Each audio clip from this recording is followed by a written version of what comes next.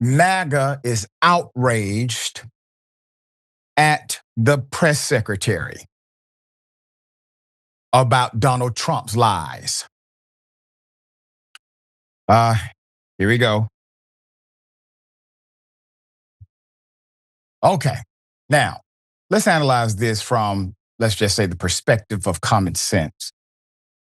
She works as an extension of the president, says what the president tells her to say.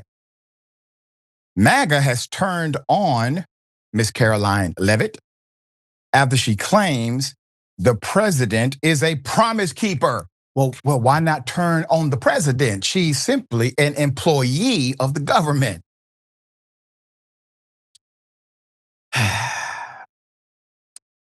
Let's put them up again. Here we go to the crybabies and the hell has frozen over moment in MAGA. Here it is. Are you still talking about Jeffrey Epstein? Yeah. This guy's been talked about for years.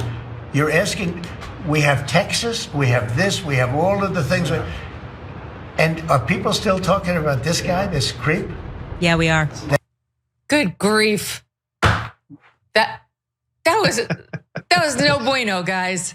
That was no bueno. Okay, President Trump had the same problem there that Karoline Leavitt had yesterday.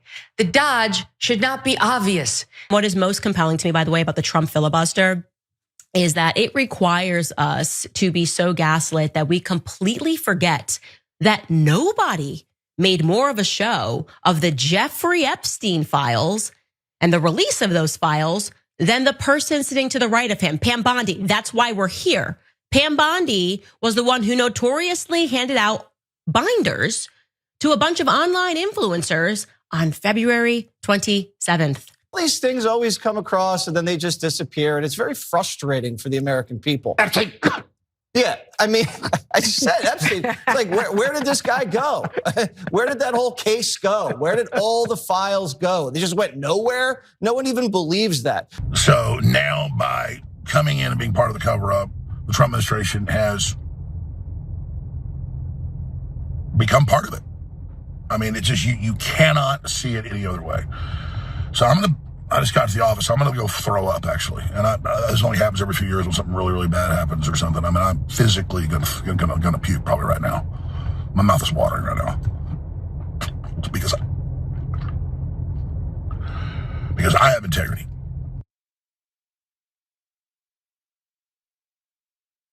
Put them up, full mass.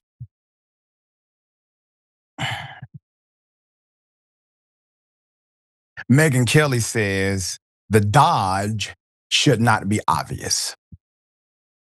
She's in the cult as an executive, not really a believer.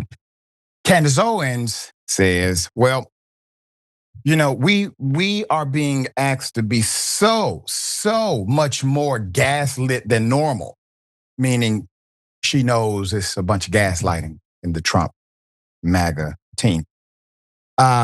For the guy who works on Fox News who has zero talent, he's upset because you have messed up his damn storyline every day. The only sincere guy here is Alex Jones. Sincerely wrong, yes, but Alex Jones was about to puke. Okay, that's the response of a guy who's not measured at all.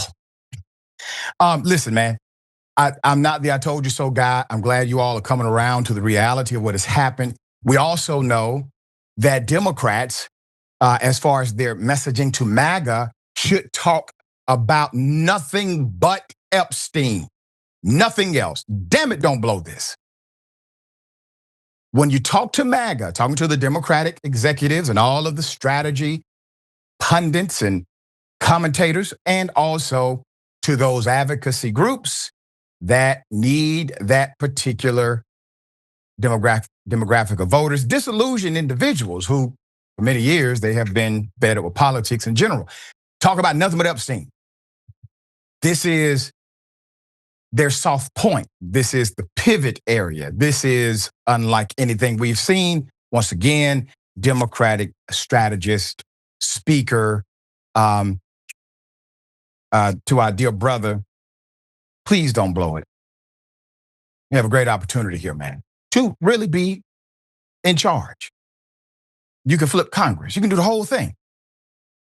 But budget, they don't care about budget. These folks have been voting against their self-interest since 1960. They don't care about it. Deal with it. Utilize the strategy that Donald Trump has given you.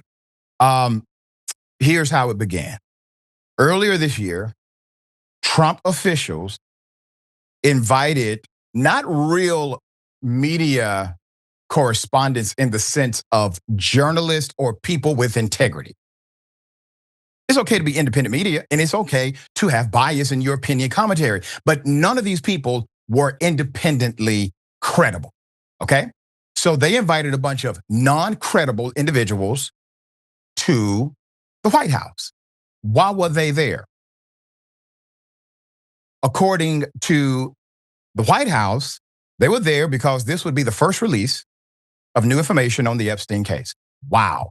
And the people that got the invite were basically unknown media talent. Okay. All right. You're doing something new. Trump administration stepping out of the box. I have no issue with that. There are places I don't get invited to because I'm not a traditional media guy, nor do I want to be. So big ups for the win. But it was a fake out. They knew you guys would be down with it and wouldn't say a word about the fake out. So these influencers came.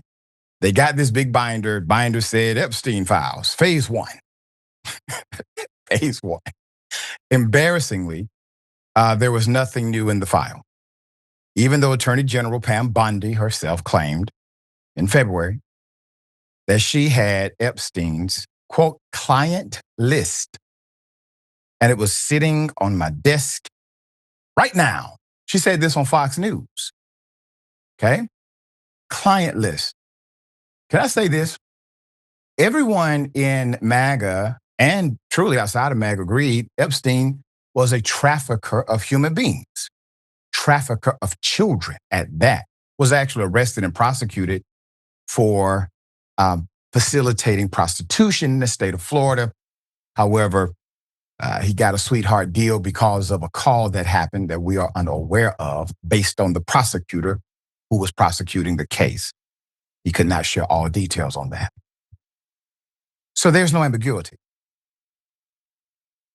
Let's call it what it would have been called in 1970. So Epstein is a pimp. He is a pimp of the lowest class. He decides to traffic children. But for some reason, he has no paperwork, no phone numbers, no client list, no anything. But we have victims. Some have gone on record. Others have been echoed by prosecutors as being real. Where are the end users? End users, meaning where are the people who purchased this evil empire and victimized children all across this planet? Because if there's no end user, please forgive the bruteness of my tone here. If there's no end user, there's no crime. But if there are end users here, if individuals are actually purchasing people, where's the client list, black book, the roster, the register, the text message, the emails, the handwritten note on a napkin, something? There's a record somewhere. Where is it?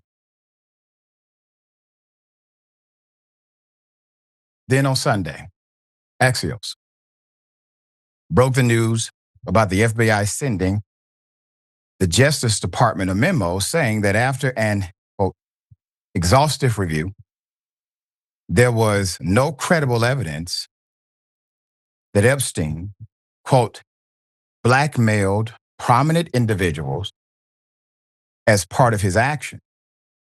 We did not uncover evidence that could predicate an investigation against uncharged third parties. I want you to keep that graphic up, Jordan.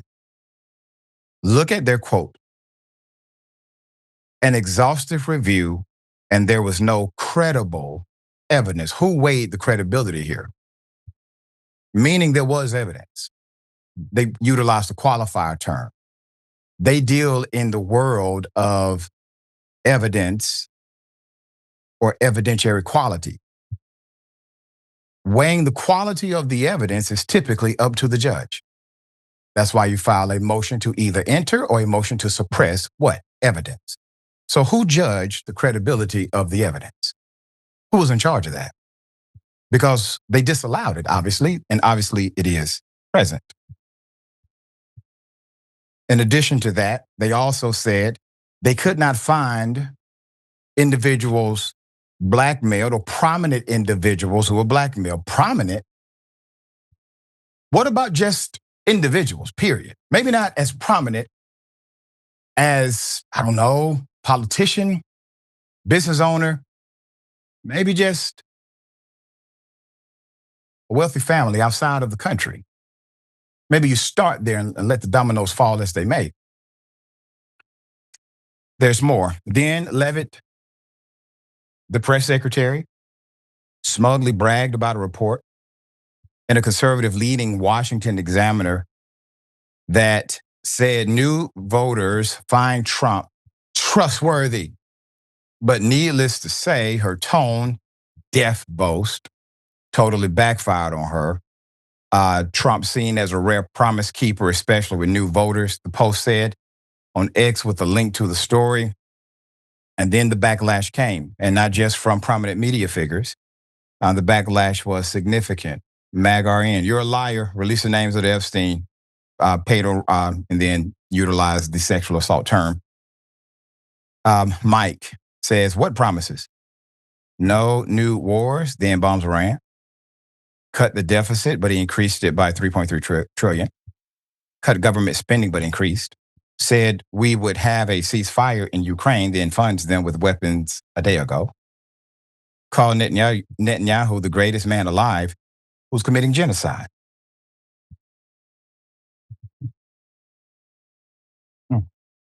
Yeah. To Trump and the administration. They're not dumb as you thought. They're not dumb as you thought. You underestimated them. Ironically, we gave them more credit than you did. Put it up. How can people be expected to have faith in Trump if he won't release the Epstein files? Musk asked on X on Tuesday. And to be fair, Musk was in charge effectively of the entire federal government through Doge.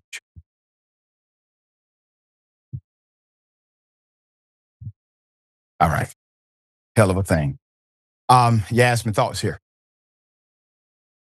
Look, I think, okay.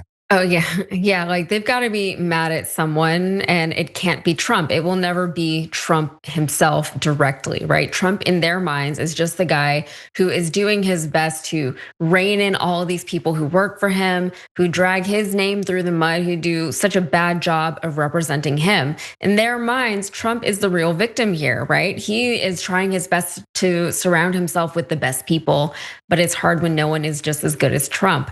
But this reaction to Trump's unwillingness to release the list is interesting because it really is maybe the first time we're seeing this kind of widespread backlash against the Trump administration from his own followers. Where this is the first time we're really seeing a lot of them break with MAGA and speak out against MAGA. And it's also very telling because, as he pointed out, Megyn Kelly used to work in legacy media. She knows the tricks that they use to manipulate their audience. So the pivot shouldn't be obvious, she said. The deflection shouldn't be obvious. She's not denying that pivoting and deflection are there. She's not denying that these are tactics that public officials like Karoline Leavitt should know how to use. So as far as the list itself, personally, I don't even know that I care that much about the Epstein list. If it changes something somewhere, then great. I just don't feel like it will. But the Epstein list and the whole Epstein saga really is something that has sort of united both the left and the right. I mean, like, does anyone, left or right, believe that Epstein killed himself or that the tape wasn't tampered with. I don't want to get conspiratorial, but there are serious doubts on both sides of the aisle wherever these things are concerned. And also, nobody supports or even defends Jeffrey Epstein, not on the left and not on the right. The difference is that Republicans seem to think that the list will be entirely populated with just a bunch of Democrats and Hollywood elites. The left tends to believe that probably, yes, that too. But also Republicans are going to be on the list, most likely, including Trump. The difference is that we don't see any of this really as a partisan issue. We see it as a horrendous crime that has been committed repeatedly over the course of several years by a multitude of offenders orchestrated by Epstein. If we can get justice for the victims, that would be ideal. Again, maybe I'm just being pessimistic, but I don't know if and when that's ever going to happen. If Trump is on the list, I'm sure Bill Clinton is too, for example. I'm not going to defend either of them if that eventually turns out to be the case. But on the right, if Trump or other high profile right wingers do turn up on the list, all we're going to get from them are defenses and excuses as to why they're on this list. And no, don't worry about those. They were just there, doing some kind of undercover mission, trying to expose a real issue. And the real perpetuators of these crimes are the Democrats on the list. Another key difference here between the left and the right is that I don't think the left ever believed Trump when he said he was going to release the list, and the right did. They very much believe that he is a man of the people, that he is actually looking out for them, that he is actually trying to deliver on his promises to them. He told them, if I get elected, I'm going to release the files. I'm going to talk about JFK and his assassination. I'm going to talk about the aliens. He hesitated, though, when they asked him if he was going to release the Epstein list. He did. That was there all along, so I don't really understand why they're so surprised at this U-turn now. Yeah. So if the UFO files get released next week, we know something's up. That's just a major distraction. All right. We'll keep you updated. I'm sure updates are coming. Hopefully somebody in the administration will tell the truth and expose what has been covered up.